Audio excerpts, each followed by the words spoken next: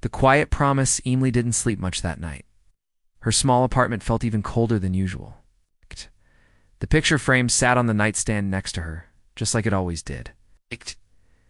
But something was different. Nothing in the world had changed. But inside her, something had softened. She got up early the next morning, made tea, stared out the window for an hour without blinking. She wasn't sure if Keanu would actually come back. People said things all the time. But she had seen something. Real in his eyes, something that didn't make promises lightly. By late afternoon, she walked to the same bench. She felt nervous, like a child walking into a classroom for the first time. The wind played with her hair. The park was filled with quiet soundsbirds, leaves, laughter from far away. The bench was empty. Emily sat down slowly. Her hands folded on her lap. Every minute felt long. She told herself it was okay if he didn't come. People had their own lives. Then, 20 minutes later, he showed up. Same hoodie, same calm walk. This time, he had 2 cups of coffee in his hands and a small paper bag. He handed her one without a word and sat beside her again. "You came," she said softly. "You asked," he replied like it was the most natural thing in the world. They drank their coffee quietly. The air between them was easy, no need for small talk. After a while, she asked, "What do you do?" Keanu smiled a little. "I'm an actor," Emily blinked. "Really?" "Yeah, like in movies." "Sometimes." She laughed quietly. "You don't look like a movie star." "Good," he said, and they both smiled. She didn't ask for more. He didn't offer. It wasn't important right now. Instead, she told him about her daughter, about how Lily used to dance in the kitchen while pancakes burned on Sunday mornings, about how her husband used to make up bedtime stories with aliens and talking raccoons. Her voice broke once or twice, but she kept going. Keanu listened like nothing else in the world mattered. When she finished, she looked away, embarrassed. "I talk too much." "No," he said. "You're just remembering." "That's different." His words were soft, but they held weight. They didn't fix anything. They didn't pretend to. But they made her feel less invisible. He handed her the paper bag. Inside was a chocolate chip muffin. "Thank you," she said again. "You don't have to thank me," he replied. "This isn't charity. This is just 2 people sharing a bench." She nodded, but her eyes filled with tears. They didn't talk about grief that day. Not directly.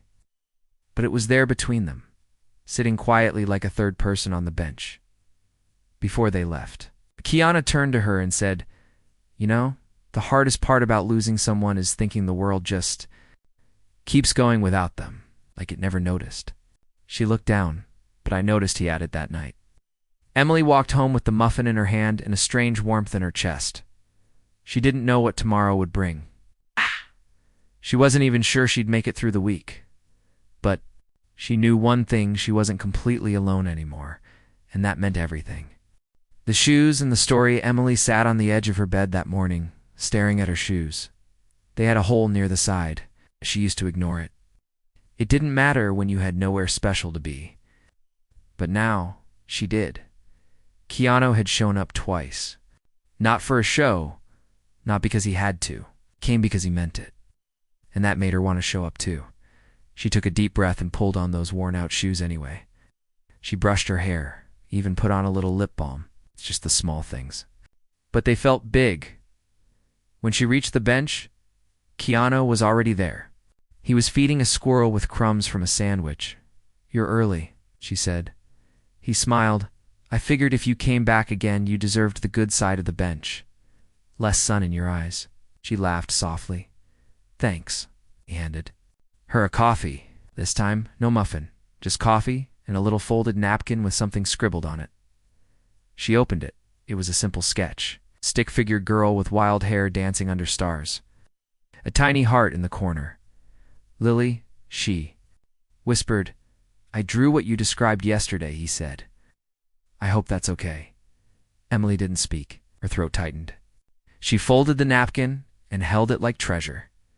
They sat there for a while, letting silence do its job. Then Keanu leaned back, looking up at the sky. "Can I tell you a story?" he asked. Of course, he spoke gently. Years ago, I was filming something overseas.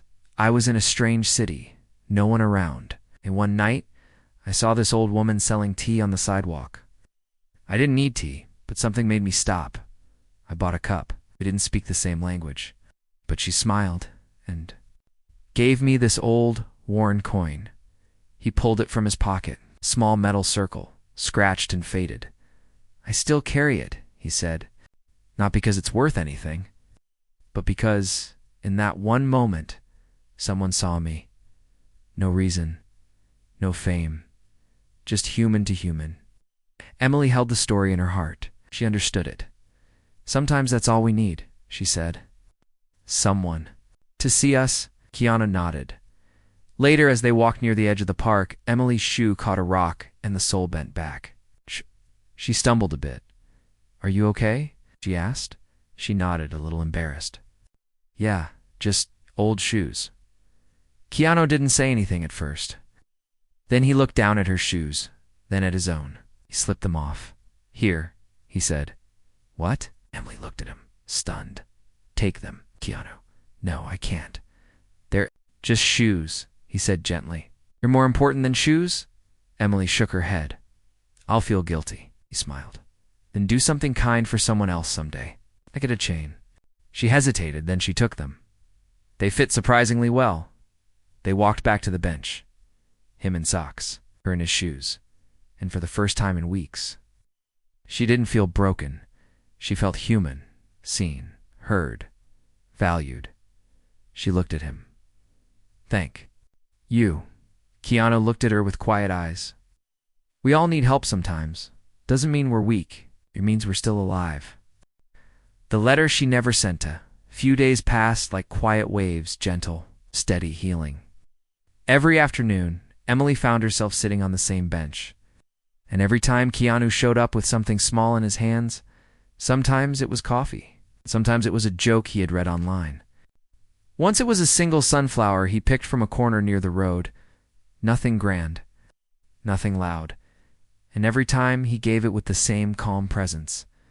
They never made it official. There were no plans, no times, just an unspoken agreement between two people who needed something simple, someone who would show up. But today, she brought something with her. A folded paper, soft around the edges from being opened and closed too many times. As they sat with their usual drinks, Emily reached into her pocket. I need to show you something, she said, her voice a little nervous. Keanu looked at her, giving his full attention. She handed him the paper. It's a letter, she explained. One I wrote weeks ago. I never sent it. I couldn't. Keanu opened it gently and began to read.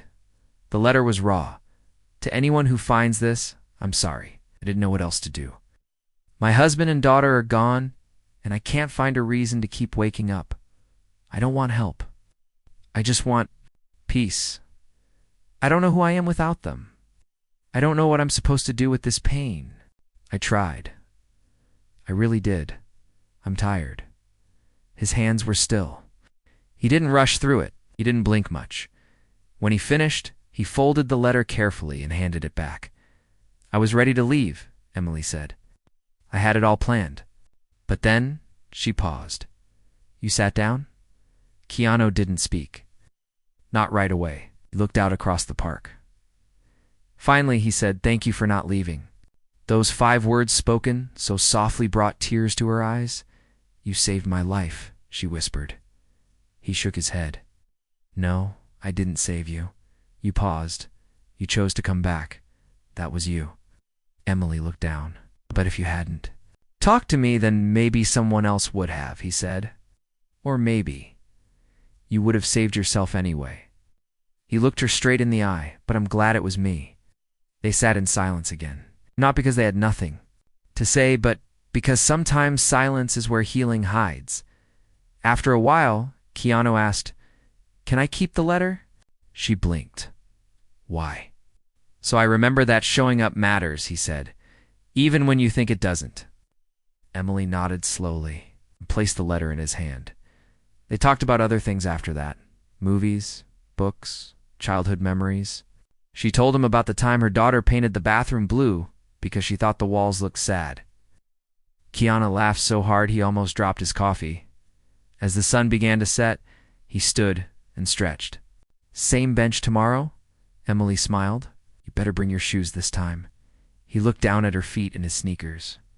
"Nah, they look better on you." She laughed for real this time. Full, warm, surprising herself. And just like that, another day ended with something rare light. The invitation's days felt lighter now. Not easier, but lighter. Emily still woke up with an ache in her chest, but it wasn't crushing anymore. Some mornings, she even looked forward to something just sitting on that old bench and talking. To someone who never asked her to pretend. On a Thursday afternoon, the park was quieter than usual. The sky was overcast, and the trees swayed in a slow dance with the breeze. Emily arrived first this time. She brought 2 cups of coffee. When Keanu arrived, she handed him one. "Look who's early," he said. Taking the cup, "Look who's wearing shoes," she replied. They both smiled. After a few sips, he turned toward her. "I was wondering, what are you doing this weekend?" She blinked. "Nothing. I haven't done anything on a weekend in months." "Would you come with me to something?" he asked. "Just for a little while." She hesitated. "What kind of something?" "There's a place I go sometimes." "Not fancy, just people helping other people." Food, conversation, warmth, nothing big. But they do this open mic thing at the end. Poems, music, stories. Emily looked away. "I don't think I'm ready to be around people like that. You don't have to speak or perform, or even stay long. Just sit with me," she thought. About it for a long moment, she had said no to everything for so long. No to friends, no to events, no to life. But Keanu had never made her feel small, never pressured her. And something in his voice today felt different, like this meant something to him too. "Okay," she said. "I'll go." Ow. Keanu's eyes lit up, not big or showy, just a quiet joy that said thank you without words. Saturday evening came quickly. Emily wore her cleanest jeans and a sweater that still smelled faintly of her daughter's old shampoo. She felt nervous, exposed, but she showed up. Keanu greeted her at the curb, standing beside an old silver motorcycle. He handed her a helmet. "You ride?" she asked. "Gently," he said with a grin. The ride through the city was peaceful. Buildings passed like shadows, and the lights blurred into warm smudges. She held onto his jacket and closed her eyes for a moment, letting the wind remind her she was still here. The place was simpler, community center lit with soft yellow lights. The room inside was full of laughter, gentle music, and people from all walks of life. Some looked rough around the edges. Some wore suits. Others carried shopping bags or blankets. No one stared. No one asked questions. Keanu led her to a table near the back. They ate soup, listened to a girl read a poem about her mother. An old man played a tune on a harmonica that made Emily's throat tighten. After a while, she whispered, "This is beautiful." "Yeah," he said. "It reminds me that broken doesn't mean useless, just still in repair." She looked at him. "Is that what I am?" He nodded softly. "We all are." Then something unexpected happened. A volunteer approached their table and said, "We have one more open slot tonight, if anyone wants to share." Keanu turned to Emily. "Do you want to read something?" Her heart skipped. No, date. But then she remembered the letter and the sketch he made of Lily. Dancing, she reached into her bag and pulled out a folded paper. It wasn't the same letter she gave him. It was a new one. How? "Something she wrote that morning?" "I might try," she said. Quietly, a few minutes later, she stood in front of the small room. Her hands shook. Her voice wavered at first. Double quotes. "Hi," she said. "My name is Emily. I lost my husband and daughter in a car crash last winter, and for a long time I stopped living too." The room went still, but someone sat next to me on a bench one day. He didn't try to fix me, just showed up, and he kept showing up. And now, I'm still here. Her voice broke. "So if you're hurting, if you think no one sees you, I do. And I'm glad you're here too." When she stepped down, the room applauded softly, not loud or fake. It's real.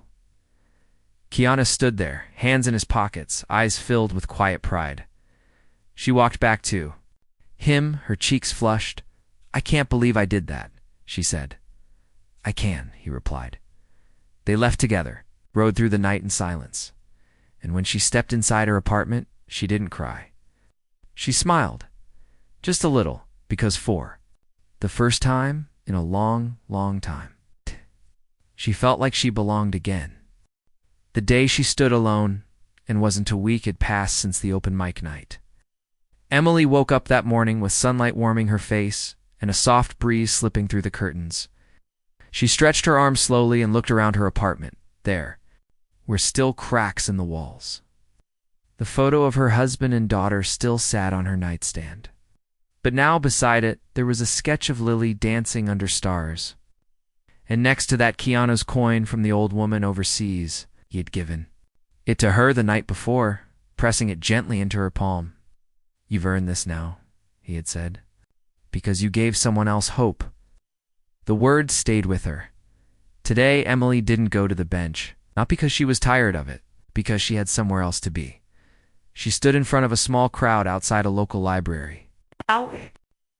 Was the launch of a grief support circle a place for anyone lost in the dark to come and be heard?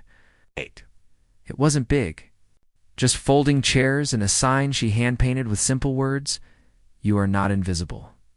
Keanu wasn't there yet. She knew he would come. She always knew now. His presence wasn't loud, but it was strong, like the ocean waiting quietly at the shore. As people began to sit down, some nervous, some curious, Emily took a deep breath. Then she stood in front of them. "Welcome," she said. "I'm not an expert. I'm not a therapist. But I'm someone who didn't think I'd be alive to see this day." A few people looked up. "A few months ago, I was a woman sitting on a park bench with no reason left to keep going.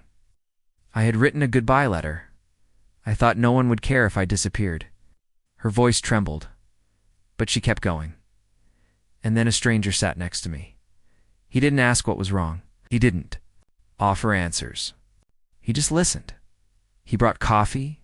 He brought silence. And slowly, he brought me back to life." Her eyes found the edge of the crowd. Keanu had arrived, standing in the back, hands in his pockets, watching her with the same quiet eyes he had the very first day. "So I started this," she said, "because maybe you need someone too. Maybe you're tired. Maybe you feel like no one sees you. Well, I do. And I'm here." After the gathering ended, some people stayed. They shared stories. They cried. They laughed. Emily moved from person to person, just listening, just being present. Keanu waited until the last person left. Then he walked up to her, holding 2 coffees. "Look at you," he said with a gentle smile. "I was so scared," she admitted. "You didn't look it," he replied. "I was," she said. "But I kept thinking, what would Keanu do?" He laughed softly. "Keanu would probably mess it up and trip over a chair." They both laughed then. A deep, healing kind of laugh. "You showed up," he said. "Again and again. That's all that matters." They walked together down the sidewalk. The sun began to set behind them, casting long shadows that stretched across the street like soft memories. "I never asked," Emily said after a while. "Why did you sit down next to me that first day?" Keanu looked at her for a moment, then up at the sky. "Because something told me you needed someone," he said. "And honestly, so did I." She nodded slowly. "Well, thank you." "No," he said, "thank you.